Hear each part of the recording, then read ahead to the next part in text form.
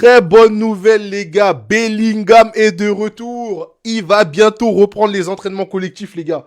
Comment vous dire que, enfin, le retour de Belly. J'avais pas compris l'absurdité qu'on a fait de le faire jouer la Coupe du Monde des clubs. Au lieu de l'opérer à ce moment-là pour qu'il soit opérationnel pour le début de la saison, ça aurait été beaucoup mieux. Mais bon, ça va. Il a l'air d'être bientôt de retour. Ça fait plaisir. Je suis trop content parce que ce mec-là, les gars, j'ai besoin de vous dire pourquoi je suis content que Belly est de retour. Pourquoi je suis content que mon Belly est de retour. Non, les gars, c'est trop bien, c'est trop bien. Mais maintenant, les gars, une question se pose. Chouameni Prime, c'est celui qu'on est en train de voir actuellement. Arda Güler, ton rendement n'est pas incroyable, mais on connaît le potentiel d'Arda et on sait que là, il faut qu'il joue pour pouvoir arriver au Arda Prime. Valverde, en ce moment, c'est pas le meilleur des Valverde, mais c'est un incontournable. Valverde, c'est le premier nom que tu dois mettre sur ta feuille de match. Je me demande qui va sauter du coup, parce que Bellingham, il va jouer, c'est sûr. Et moi, je pense, malheureusement, c'est Arda qui va sauter. Et je me dis, ou à moins que Xabi change de système et qu'on passe en 4-4-2. Et là, ça peut être intéressant. Là, tu pourras voir Vinicius Mbappé en pointe, Belly derrière, après Chouameni, Valverde, Güler. En vrai, c'est pas déconnant, les gars. C'est vraiment pas déconnant. Et là, Rodrigo, tu peux vraiment le mettre en tant que doublure pour Kylian ou Vinicius. En gros, ça dépend du match. Celui qui est un peu moins bon, tu fais rentrer Rodrigo à sa place. Après, les Brahim Diaz, etc. aussi, eux, tu peux les mettre un peu partout. Franchement, les gars, c'est pas déconnant. Dites-moi, vous en pensez quoi? Mais en tout cas, le retour de Bellingham fait plaisir. C'est carré, les gars. Figo, même si on t'a posé la question, pas touche à Pedri. La plus grande trahison de l'histoire du football. Maillot brûlé, tout le monde l'a insulté. Ah franchement les gars, c'était chaud sur ses côtes. Elle lui a jeté des billets, affiche avec écrit traître, pancarte avec écrit Judas. Ceux qui avaient floqué son maillot ont mis une croix dessus. À côté, t'as Pérez qui se marre et qui jubile, parce qu'il sait qu'il nous a fait mal. En bref, la plus grande trahison de l'histoire du football. Figo dit si je devais recruter un joueur de Barcelone pour le Real Madrid, ce serait Pedri. Attendez, Figo pense que tout le monde est comme lui? Figo pense que Pedri est un traître comme lui? Non, y a pas de ça. Y a plus de ça, c'est terminé. C'est pas parce que ça fait des années qu'on a oublié. C'est pas parce qu'il y a eu un documentaire qui a expliqué comment ça s'est passé qu'on a oublié et qu'on a pardonné. Jamais.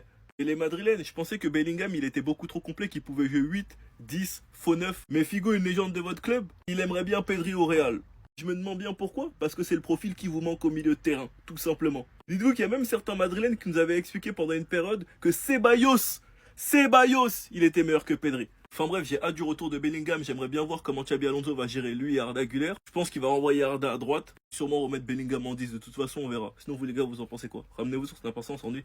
Il y aurait une polémique actuellement comme quoi Ancelotti voudrait mettre titulaire Rafinha pour un match sans importance juste pour la forme. Attendez, bougez pas, je vous explique. Ancelotti achève le scandale. Rafinha sera titulaire pour le Brésil tôt, mercredi matin, à 4100 mètres d'altitude en Bolivie. Ancelotti alignera une équipe de remplaçants, mais d'après les derniers entraînements, Rafinha sera tout de même titulaire. Le Brésil s'est qualifié pour la Coupe du Monde en juin et ne joue que pour la forme. Et en gros, ils expliquent qu'ils veulent le faire jouer des matchs sans importance. Donc Ancelotti, pendant que tu laisses Vinicius, Rodrigo et Militao se reposer, je crois qu'il y en a un dans l'autre qui avait reçu un carton donc il pouvait pas jouer un match, donc ça servait à rien soi-disant de l'appeler. Donc bref, pendant que tu les laisses tous se reposer, tu fais charbonner Rafiko Kodjojo. Ancelotti, arrête tes bêtises.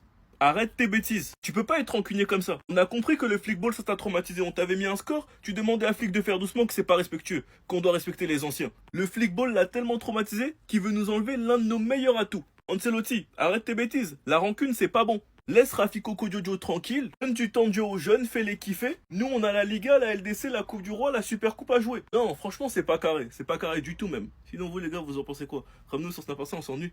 Je viens de revoir deux actions de Pedri et Lamine Yamal, les amis, c'est de l'art. Commençons déjà par Lamine Yamal et regardez attentivement tous les détails de cette action. Le petit, on a beau le critiquer, les amis, mais lorsqu'il maîtrise quelque chose, il le maîtrise. Lorsqu'il maîtrise quelque chose, il le maîtrise. Regardez-moi ça. Il a débloqué une spécialité la saison dernière qui veut plus lâcher, que ce soit avec Rafinha ou même avec l'équipe d'Espagne. Il fait ça à chaque fois et ça marche. Et même ses buts qu'il marque avec le FC Barcelone, c'est toujours la même chose, enroulé du pied gauche. Et le pire dans tout ça, c'est que les joueurs turcs ont essayé de le casser à plusieurs reprises. Même Arda Güler, regardez, allez tiens, il a essayé mais ça n'a pas marché, il s'échappe toujours. Et là on a Pedri qui te facilite tout et n'importe quoi. Regardez comment il traverse les joueurs. Regardez. Tout a l'air facile. Regardez-moi ça. Passe décisive. But. Le gars il court pas si vite que ça, il n'est pas si fort que ça physiquement, mais quand il a le ballon au pied, impossible de le prendre. Regardez-moi ça. Franchement, comment ne pas aimer ce genre de joueur-là? Dites-vous que même Luis Figo, l'ancien joueur du Barça et du Real Madrid, lorsqu'on l'a demandé quel joueur du Barça il amènerait au Real Madrid, il a répondu tout simplement Pedri. Si je devais recruter un joueur du FC Barcelone pour le Real Madrid, ce serait Pedri. Et dire que le Barça l'a acheté seulement à 5 millions à Las Palmas. Heureusement que nous aussi de notre côté on a l'équivalent qui est Valverde. Parce que oui, Valverde lui aussi on l'avait acheté à 5 millions seulement. Regardez maintenant ce qu'ils sont devenus les deux. Ben Baker avait dit, ceux qui ont loupé Messi, Dieu vous offre une nouvelle chance en vous montrant Yamal. Moi, je vais aller encore plus loin. Ceux qui n'ont pas vu Iniesta, Dieu vous offre une nouvelle chance avec Pedri, les gars. Waouh, waouh, waouh. En fait, j'ai l'impression que le Barça, en fait, il s'amuse à créer des régènes, en fait. T'as vu Messi, Yamal, Iniesta, Pedri, c'est une folie, en fait. Iniesta, j'en suis sûr, hein, quand il voit Pedri jouer, en fait, il doit voir ses enfants et doit leur dire, vous savez, vous m'avez pas vu jouer à mon prime. Vous voulez voir de quoi papa était capable? Regardez Pedri. Encore, vas-y, t'es un supporter du Real abusé, etc. Tu vas pas le dire quand Pedri fait ça en club. Mais là, en Espagne, frérot, le match qui nous a sorti hier contre la Turquie, les gars, j'étais en mode, waouh. En fait, il y a vraiment des joueurs, t'as capté? En fait, j'ai l'impression limite, le football, c'est en eux. Pedri, c'est le football. En fait, si t'aimes pas Pedri, t'aimes pas jouer au foot. En fait, tu peux pas aimer jouer au foot, genre qu'est-ce que t'aimes au final? Parce que c'est un autre sport que t'apprécies si t'aimes pas Pedri. En fait, je te jure que c'est aller contre nature de dire j'aime le football mais j'aime pas Pedri. En fait, t'es un malade, t'es un psychopathe. Ce mec-là est beaucoup trop fort et waouh, waouh les gars, je suis bluffé devant la performance. Je suis bluffé, je me dis ça fait 12 ans qu'on n'a pas été en Coupe du Monde, ça fait 12 ans. C'est quoi le problème? C'est quoi? Je peux plus, j'ai envie de me laver les yeux à l'autre Jamel. Qu'est-ce que j'ai regardé? C'est plus possible. Voilà, moi je vais être grave transparent avec vous, je vais vous dire tout ce que je pense. Parce que vous avez vu sur les réseaux, quand tu commences à monter un petit peu, les gens ils veulent plus dire ce qu'ils pensent. Parce qu'ils ont peur qu'il y ait un joueur de foot qui tombe sur leurs vidéos et qui puisse ne pas les ajouter, ne pas les follow back, dire du mal d'eux, que ça puisse leur fermer des portes. Je m'en fous. On avait 18 points, 19 après ce match nul. Nul. Une victoire et on était qualifié en Coupe du Monde. On va quand même y aller, Inch'Allah.